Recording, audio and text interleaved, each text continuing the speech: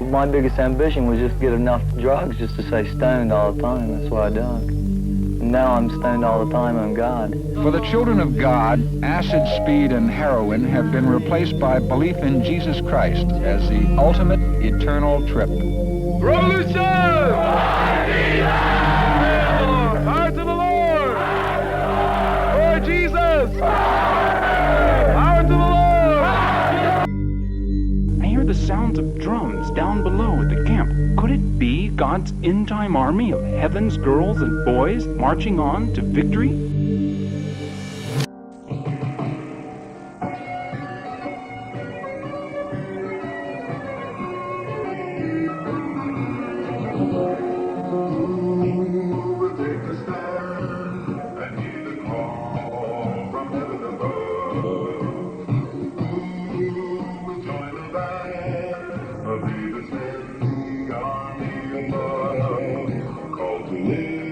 In this week's episode, we're going to be talking about an infamous cult.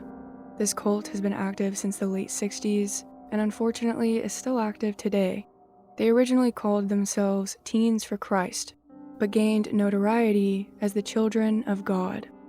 This name was changed twice more, to the Family of Love, and eventually in 2004, they settled on being known as the Family. As lovely as these names sound, this group was indeed a cult. Vulnerable members, especially children, suffered physical, sexual, and emotional abuse. To put it bluntly, women and children were exploited and sex trafficked to outsiders and to their leader and founder, David Berg. Members would send him videos of massive orgies, as well as children dancing and undressing for the camera. The Children of God weren't as isolated as most cults in terms of physical location. At their peak in the early 70s, they had roughly 130 groups around the world, with 10,000 members. David Berg started out as a radical preacher that rejected traditional churches and society. Young, impressionable hippies flocked to his teachings to get closer to God and have a community of their own. But as time passed and Berg amassed more followers, his words started to change.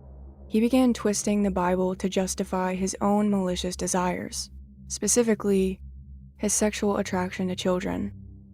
In addition to talking about this cult, we're going to be looking at one man who made a large impact within it, Ricky Rodriguez, aka David Moses Zerby. That was the name he was born with. Berg claimed that this little boy was a prophet, that he would fight the Antichrist in Armageddon, the final battle between the forces of good and evil. But Ricky's life was far from glamorous. He was sexually abused and manipulated his entire upbringing. Evidence still exists today. He was photographed with naked nannies, and his abuse was detailed in a book called The Story of Davidito. It was written by Berg and other nannies. They framed this abuse on Ricky as natural and in love, and encouraged members to raise their children the same way.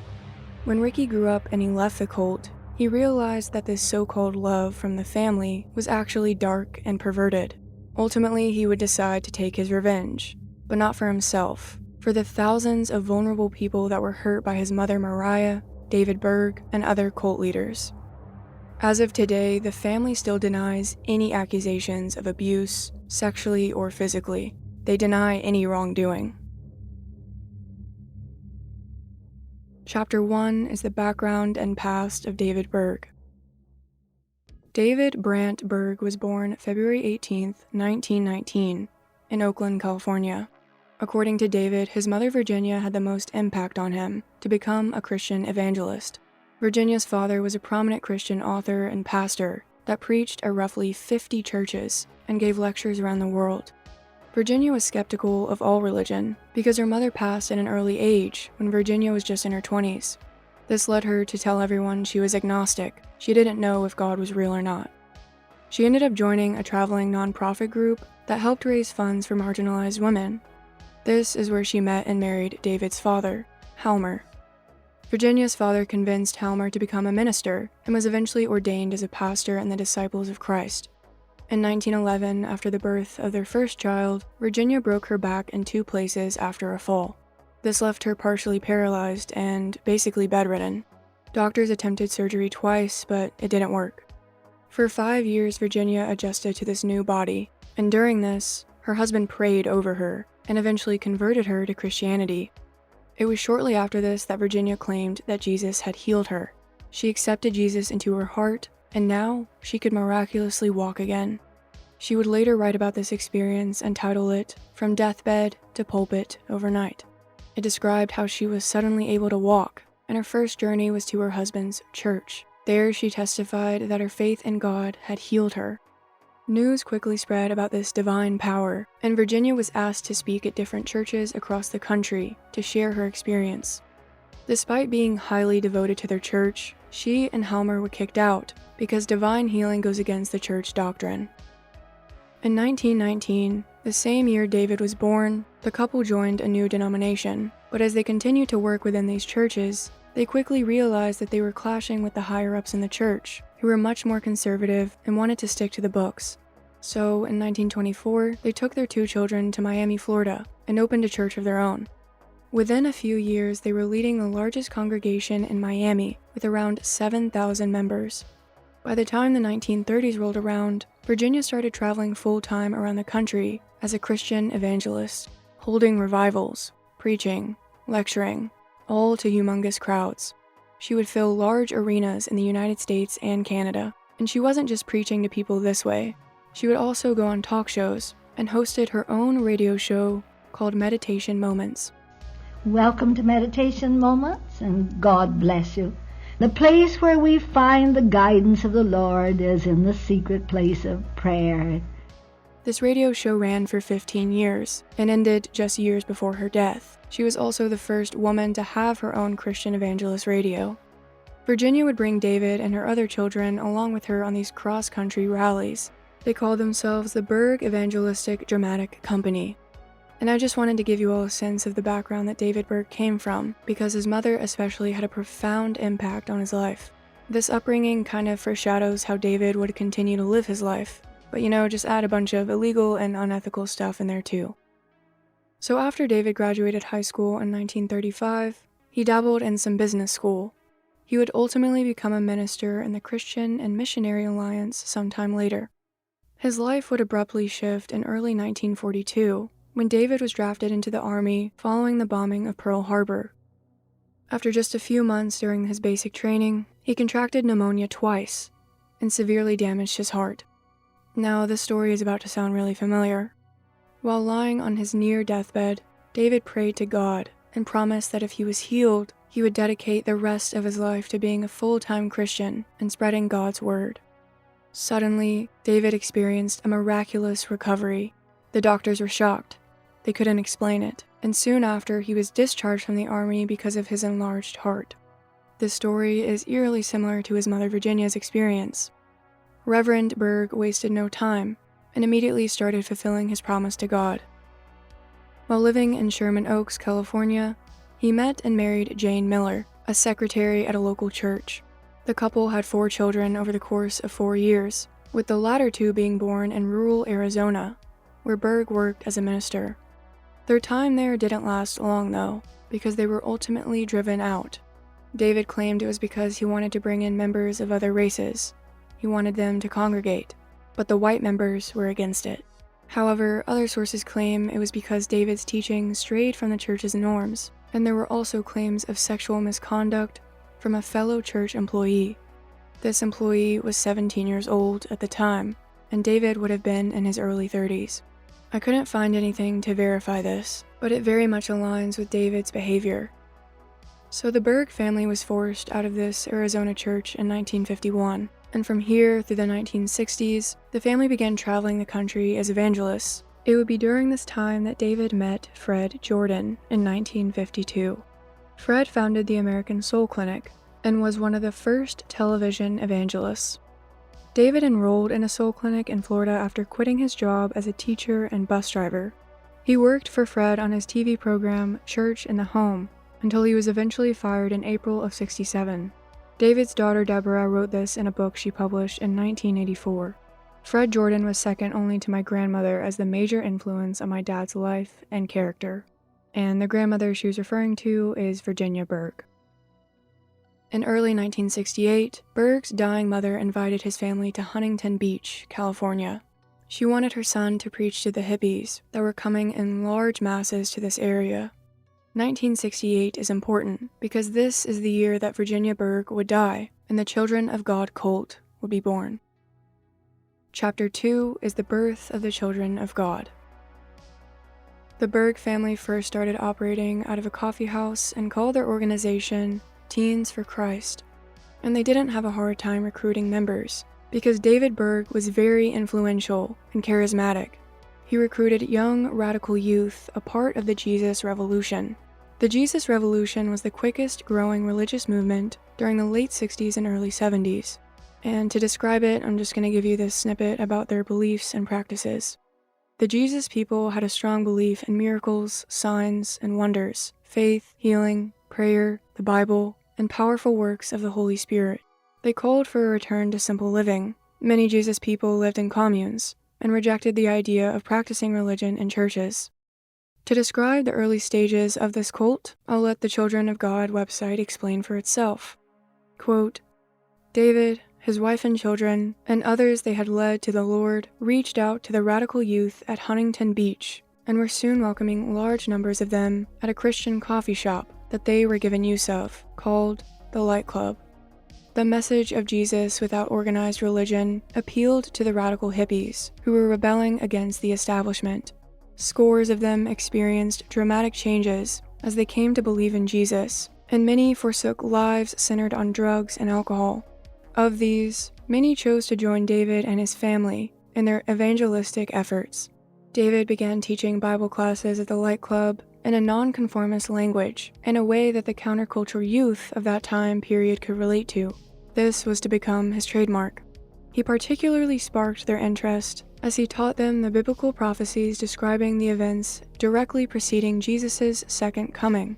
The message that we are now living in the time of the end, according to the Bible, was to become a central theme of the movement's witness to the world. End quote. While preaching at this coffee house, the Bergs group quickly grew, and at some point they encouraged their members to preach on the street, which is called witnessing, and protest local churches. These members would literally hold signs outside of these churches and around town.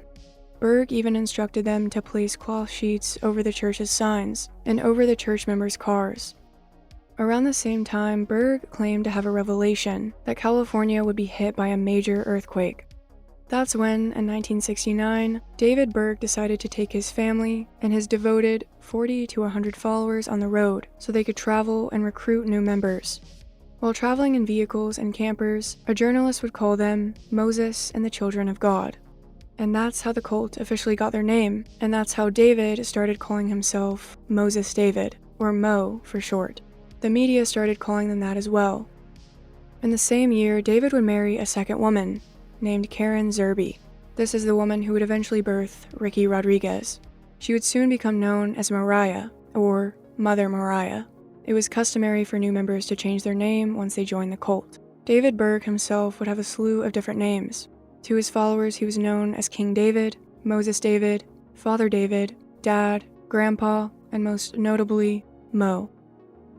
In early 1970, the Children of God settled near Thurber, Texas, in what was known as the Texas Soul Clinic. The Texas Soul Clinic, TSC for short, was 400 acres of mostly deserted land and a few scattered properties. It was owned by a man named Fred Jordan. The site had buildings but had fallen into disrepair. It was mainly used in the 50s as a training site for missionaries. At one point, David Berg had trained there himself. Fred's parents eventually gave him the property under one condition: it had to be used for Christian purposes. Because the land wasn't being used, David told Fred Jordan that he owed the Children of God the land, and by giving them the land, Fred was doing a service for God. In some way, Fred was convinced. The Children of God and its 120 members settled into TSC and started to sort themselves out. This is what David Berg preached to his followers in the very beginning. Quote, "We are organizing a society. We're in the experimental stage of organizing a nation, with every minor detail involved, from how to take care of babies in a communal program to ID cards. None of these little details is unimportant. We are organizing a city, a whole new culture, a totally different society. And what we're doing here is one of the greatest parts of our testimony. The difference between us and former such societies, communes of other days and times, monastic societies and convents, etc., is that we're not planning to be totally separated from the world and cut off, but we are trying to get organized here so we can get out of here and tell others how to do it. There needs to be something like this in Great Britain, Africa, South America, our East Coast." End quote.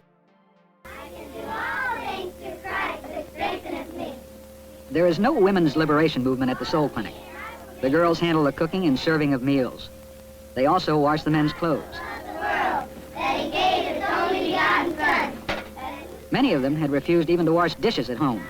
Here they labor without complaint, and most seem grateful for the opportunity.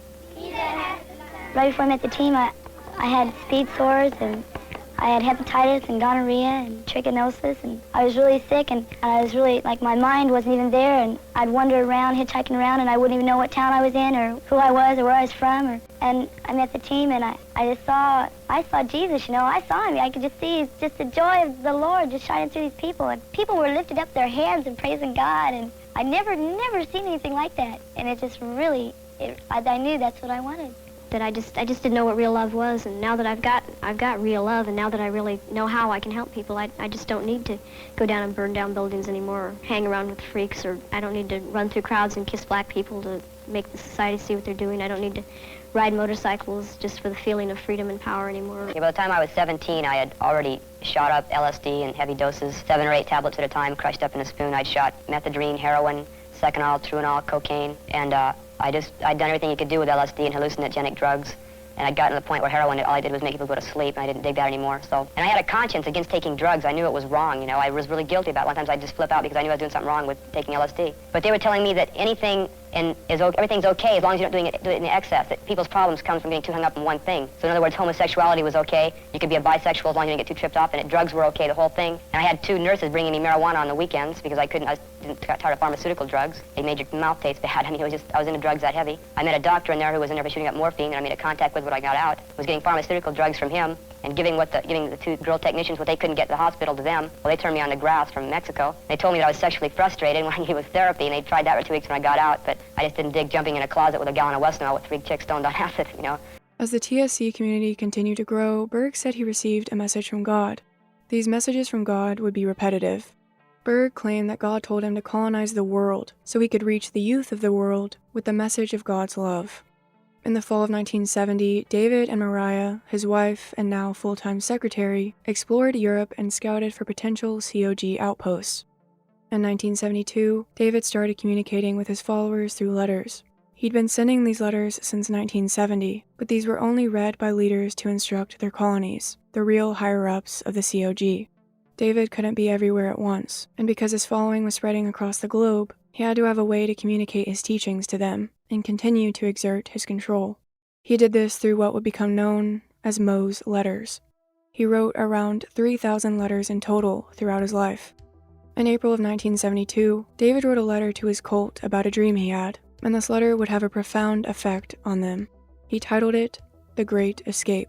He told his followers they needed to leave the US immediately so they could escape God's judgments on America's sins.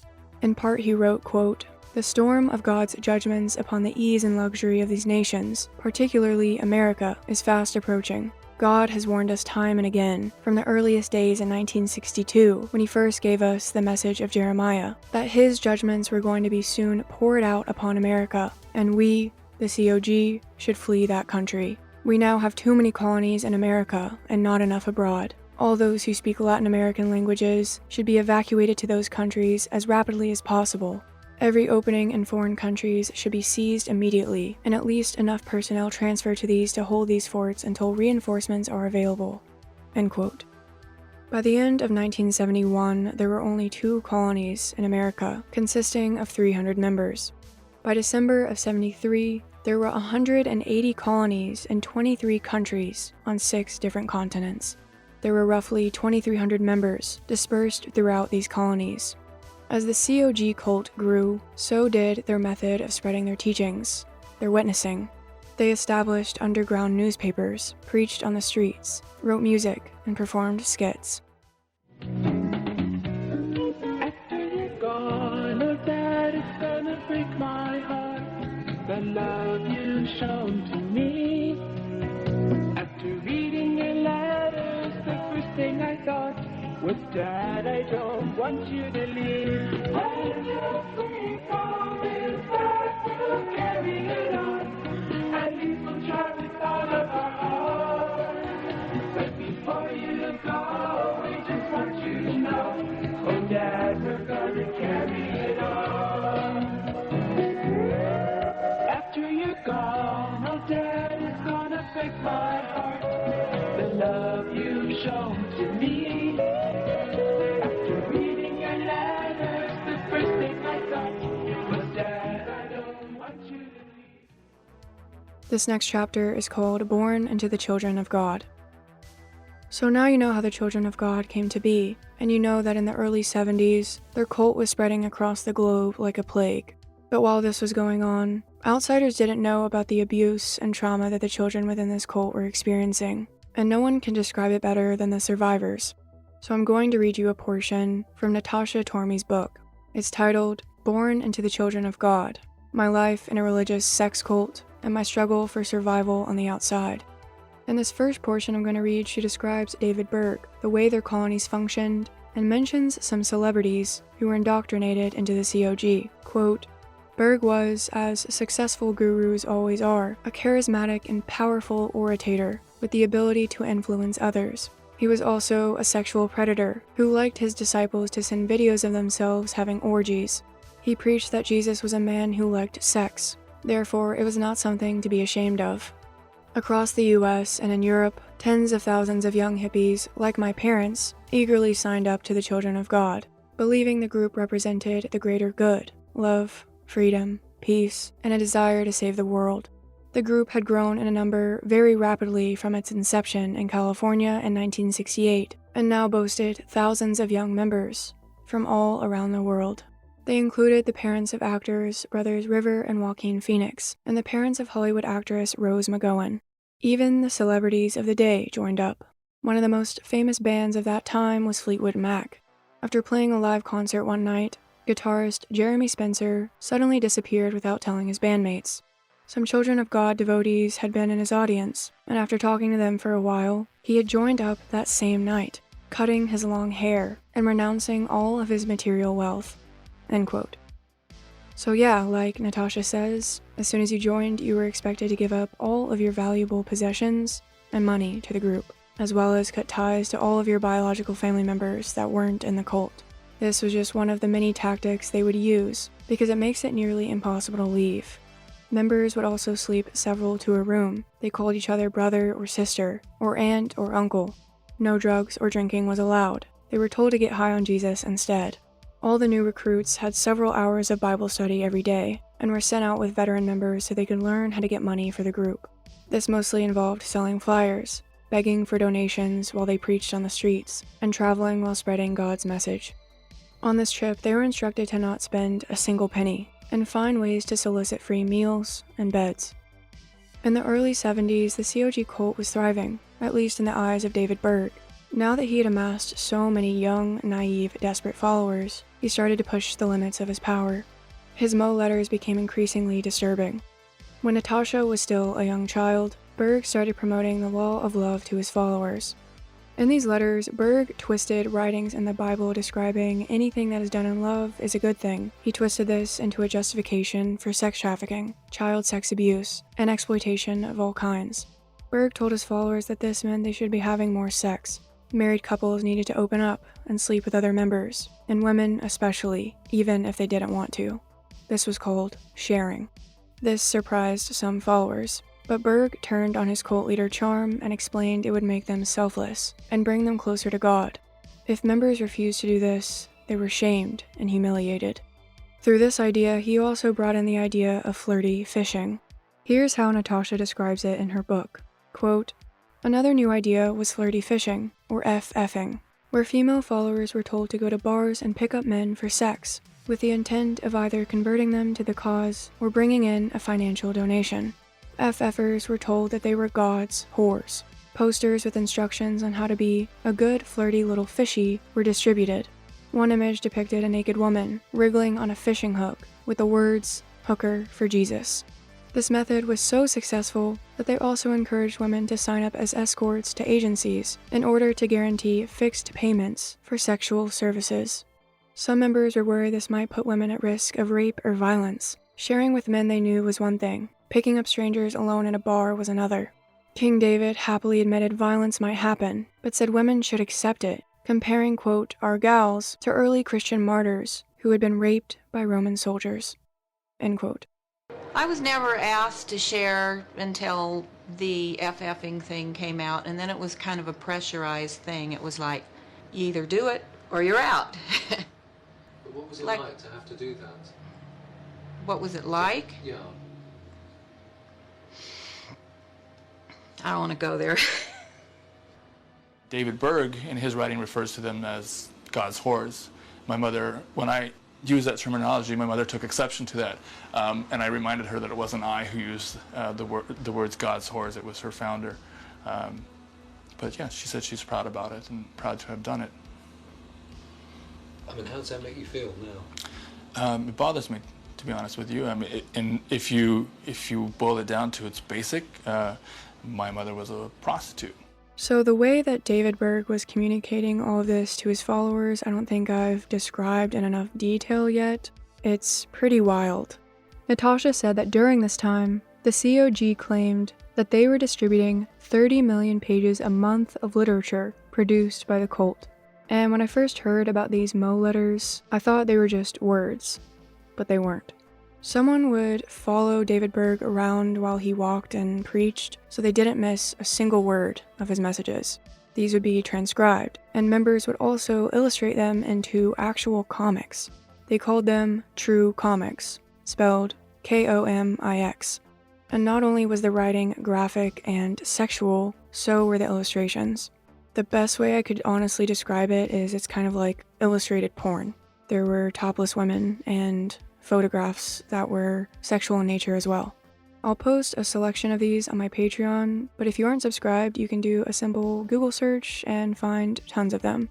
And although these comics are deeply disturbing, Berg manages to get much more sinister. At some point, he begins to outright justify child sex abuse. In his eyes, 12 is the age when a child became an adult, and that's when they can do adult things, specifically sex with other adults and other children. In a comic titled The Little Girl Dream, Berg and his wife Maria are illustrated as being in bed with a very young girl, a child. Berg encouraged his followers not only to have sex and orgies in front of their children, but to force and coerce them to participate. And this is just one of many grotesque examples. Adults and children in the COG read about and saw descriptions of rape. Berg told them, though, that there is no such thing as rape if they follow the true laws of nature, the law of love that he created. Although Berg was the COG's king, he made sure to take precautions in protecting his own identity. When he appeared in these illustrations, he wore a long robe and displayed a long beard. Anytime his actual photo was placed inside, an artist would obscure his face by drawing the head of a lion over top. Members were told that this was to protect Berg, because if the Antichrist knew what he looked like, or knew where he was, it would risk his life, his safety, and of course that meant the safety of them as well. Natasha wrote that in reality, it was because Berg was fully aware that his writings would be seen as immoral and illegal to outsiders, and due to that, several of these Mo letters and comics came with the initials BAR. This stood for Burn After Reading. Before I finally introduce you all to Ricky Rodriguez's story, I want to mention one of Natasha's experiences. This doesn't fully capture the abuse that these children endured, but it will give you an idea. Natasha's father was rarely around, and her mother was hardly there either. That's because they had positions in the COG that kept them away. All the children were raised together as a family. The men and women that raised them and did the cooking and cleaning had the lowest job in the hierarchy. This meant that this job was often given to newcomers in the colony, strangers that were immediately seen as family and trusted around the children. Natasha and the others referred to them as aunts and uncles. At the age of 4, Natasha's Uncle Clay began sexually abusing her. He raped her, forced her hand on his genitals, showered with her, and much more. At one point, Natasha fell extremely ill, to the point where she couldn't walk, she could barely move. The COG didn't believe in medicine, They believed God would cure anything and everything. Pharmaceutical pills and other kinds of medicine were seen as basically coming from the devil. Natasha was carried to a shed on their colony's property in Australia. It was so hot in there she could barely breathe. This is the shed where adults would have orgies. Natasha was molested by Uncle Clay in this shed for hours, as she floated in and out of consciousness. Natasha didn't know how to communicate this abuse to her mother, because she was a child. She was just 4 years old, and she didn't fully understand it. One day, a man and a woman showed up to the colony to ask each child questions alone. Natasha called them shepherds. They asked her and all the other children if they had ever been touched by any of the adults, in ways that they didn't like. The shepherds told her not to be frightened, and to just tell the truth. Even as a child, Natasha felt the urge to lie to these people, and appease them. She felt like if she told the truth, she would get in trouble. So she lied. She said she had never been touched. The next morning, one of the aunts gathered all the children around for an announcement. This is how Natasha describes it. And these first questions are what the aunt is asking the children, so y'all are clear on that. Quote, "Are you aware that unless we love and appreciate our family, we will fall into the path of evil? Are you aware that God tested you yesterday by sending some messengers to ask you questions? I know some of you gave godly answers, but how is it one wicked child gave an answer formed by the devil himself?" And this is when Natasha starts narrating this moment. At that, she flew across the room and grabbed a terrified girl called Samantha. She was older than me, about 13. It seems Samantha had told the shepherds that Uncle Ezekiel had made her do things to him.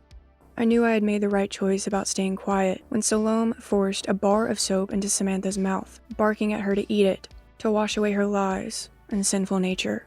All of us, from toddlers to teens, stood watching, motionless and powerless. After it was over, Samantha was allowed a glass of water and was shoved back into her chair. She was ordered to remain silent for the next week. Any child caught talking to her would get the same punishment. When she came into class later, she had a handwritten cardboard sign tied around her neck with string. It read, "I am on silence restriction for telling lies. Please do not speak to me." End quote. It really doesn't get any worse than abusing children and then punishing them for speaking out. And just so it's clear, these children were abused in every way possible. And I can't even begin to touch on every point because that would require a documentary series at least. This next chapter is called The Story of Davidito. This is a good point in the episode to finally talk about Ricky Rodriguez. In January of 1975, Berg's wife and favorite mistress, Mother Mariah, gave birth to a baby boy. Before her name was changed, her legal name was Karen Zerby. She'd give her son the name David Moses Zerby, after their cult leader. This boy eventually had his name changed to Richard P. Rodriguez. And throughout this episode, I'm just going to be calling him Ricky. But if you hear the name David, Davidito, that is Ricky Rodriguez. Even though Mariah was Berg's favorite, this child wasn't his.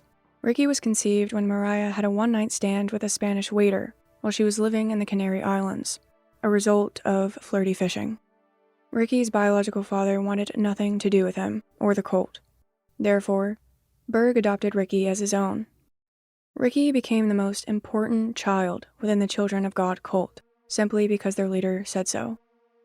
Ricky was the first quote-unquote Jesus baby, meaning Jesus had sent him as a gift, and he was born within the cult. Berg communicated this prophecy through a collection of writings that was eventually made into a book and distributed to all of his members. It was also a lesson on child rearing, how to raise your child in this cult. It's titled The Story of Davidito, and it's 762 pages long. In this story, Jesus sent Ricky to their king, David Berg. This made Ricky a prince. Ricky will grow up to become a general of their army, and in the end of times, he'll lead a battle against the Antichrist. David Berg strongly advocated for pedophilia in this book, and later the COG ordered for it to be destroyed. It would be edited and redistributed with a lot of things taken out. As someone who has personally looked at the censored version of what copies are left, at least that I could easily find, I can see why. I can't even begin to express how sickening this book really is. It's actually so sickening that I refuse to read direct quotes from a lot of the captions of this book, but you can go look at it for yourself if you truly want to know how disturbing these people were. Rick and Davida even starred in their very own bedtime story, printed by the family as an example for all their children to follow. Chapters dealt with potty training, discipline, and sex. The book was just written by my mother because my mother was the one that raised, like I said, had raised Rick and myself. So she had just written these chronicles explaining on a day-to-day basis on how we interacted and what she was teaching us and what we were learning, and that included sexual encounters that she had had with him and how she used to masturbate him to sleep and how she'd make sure that he would have his love-up time before bedtime. It was just so, it's really, I don't know, you have to read the book. It's really, so that's what the Davidito book was. It was just a book written about our lives and how we were raised and how other people should imitate the way we were raised and try to do the best to raise their children accordingly. Except it was different with Rick. He always had intercourse with the adult women because as a little boy, I suppose it's a little different, you know.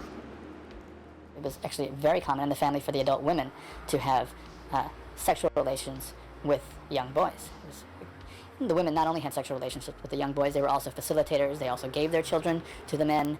It wasn't just the case of sort of, you know, sticking up for your mate or for your partner, the woman defending the man and being in denial because of it. No, they were active enablers and active participants in our abuse. This next chapter is called Ricky Rodriguez.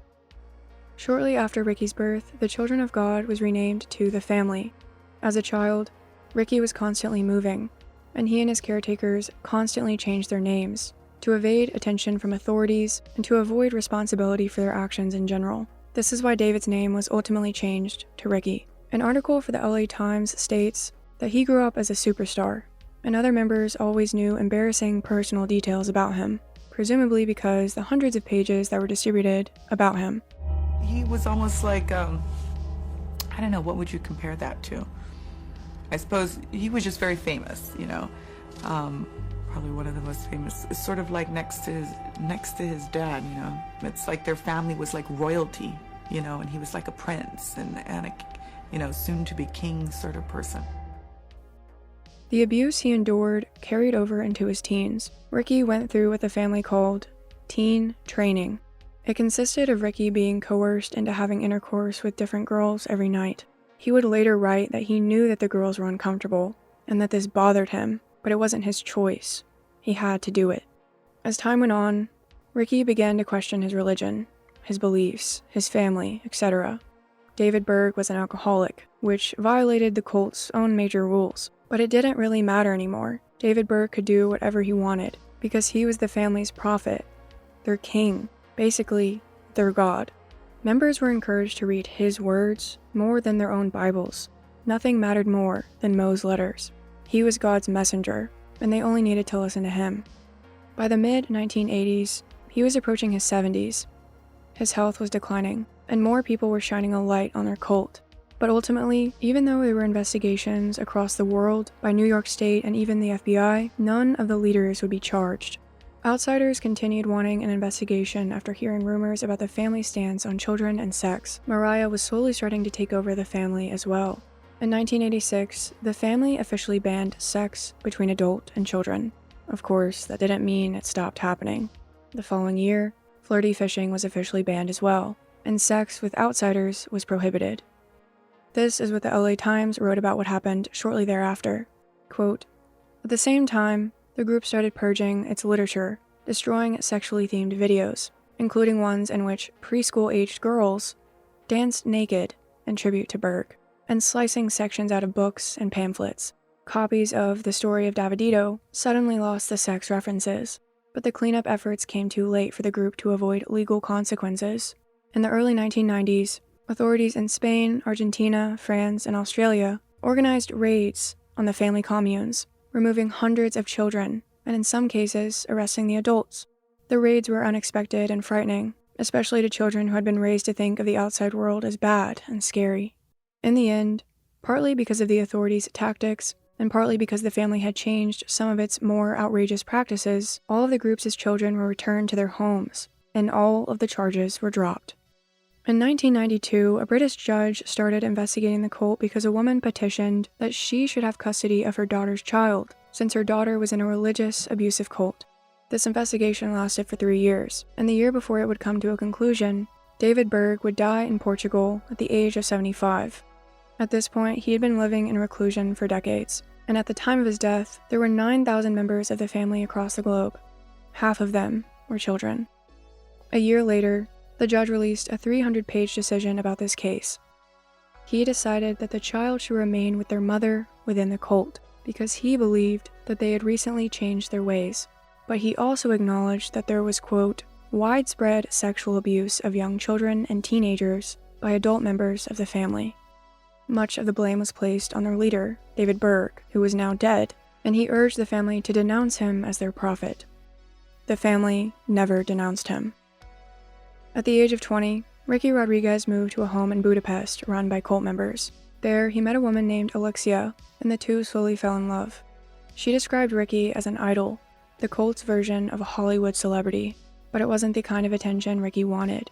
He was shy, he kept quiet, and worked as a handyman. He didn't like the attention at all. Slowly, Ricky began opening up to Alexia. He'd been reading the Bible in secret, and was slowly realizing that everything he was taught as a child went against it. He was beginning to reject Berg's teachings, come to terms with the fact that he was molested as a child. In 1999, after briefly living with Mariah in Portugal, Ricky and Alexia started planning their escape from the family.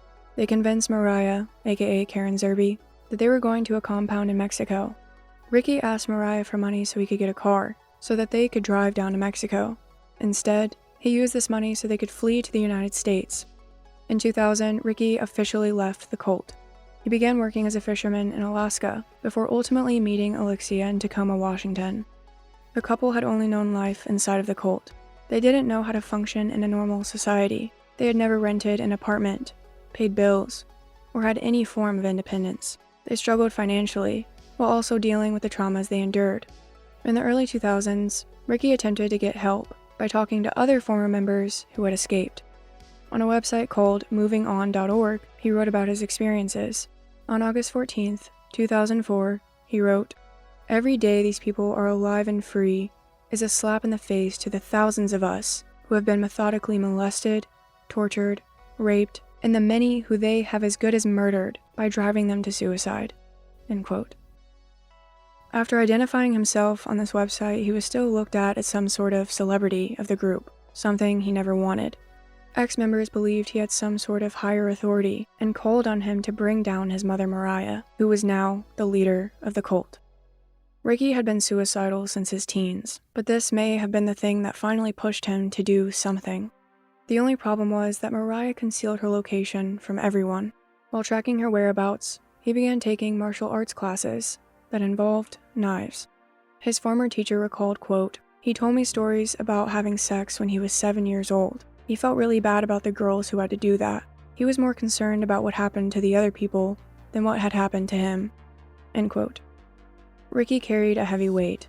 His whole life he was told he was a prophet, and that he was going to save the family from evil. But now Ricky knew that these teachings were wrong. The family was evil. And the destiny he believed he had now was to end the abuse his mother continued to inflict on the vulnerable. In the summer of 2004, Ricky traveled to San Diego and separated from Alexia. She said they continued to talk every day though.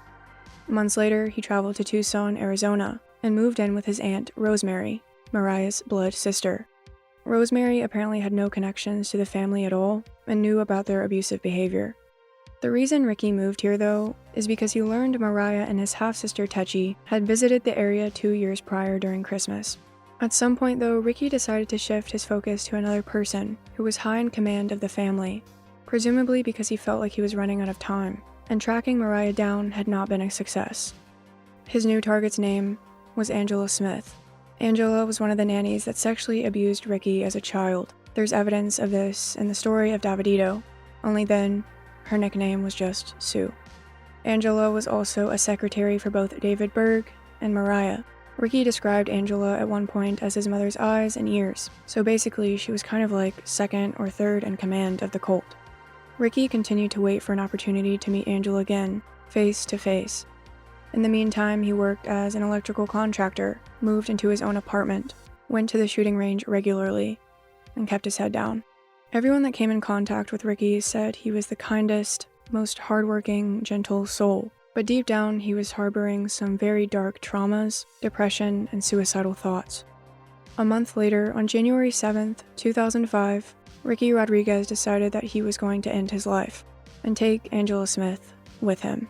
We know this because he recorded his manifesto/suicide note on tape. The video starts out with Ricky sitting in the kitchen of his apartment. Music is playing on a speaker in the background. He gives a very long monologue.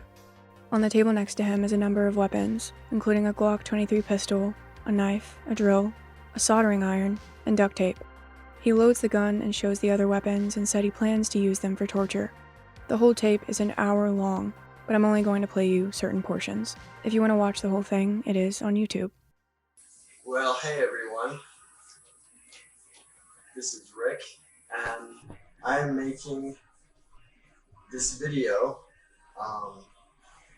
well, for many reasons, I guess. I suppose the main reason is that I want there to be some record of the way I feel, my ideas, just who I was, really. At the same time, I want people to know that even though some of the things that I'm going to try to do are rather shocking and maybe not right in a lot of people's books, I want to explain some of the reasons behind them. So anyway. But yeah, I mean, I guess I fucking said all I can say, and what can I say, you know? I would have a peaceful, happy life. I tried. I did. Maybe I didn't try hard enough. Gave it what I could, you know? I did. Okay, well, keep fighting, keep the faith, and all that other stuff. Someday, in some way, some of us are going to be around to see those fuckers burn, literally or figuratively. They're going down. So, with that happy thought, I shall leave you. The following day, Ricky invited Angela Smith over for dinner at his apartment. I'm not exactly sure how he eventually got into contact with Angela, but anyways, she accepted this offer. It's unknown if there was any conversation with Angela when she arrived at the apartment, or if the killing was kind of immediate. Ricky proceeded to stab Angela in the arm and slit her throat. After the murder, Ricky sent the tape to several people, including his wife, Alexia. It was through the mail, so by the time they opened it, he was gone. Ricky hopped into his car and drove across California's border into the small town of Blythe. He checked into a hotel and relaxed for a few hours. He showered off, drank some beer, and eventually left. He called friends and told them there was a dead woman in his apartment. The last call Ricky made was to Alexia. At 2 a.m. on January 9th, 2005, Ricky Rodriguez pulled over on the side of a long stretch of empty road in Arizona. It was there that he would take his life, with one bullet from his own gun. You know, and I think many times about why did he have to do it that way? Why would he cross that line to actually kill someone? And you know what? And the only thing I can think of is because I think he realized that that's what it would take, something like that, in order to get people's attention.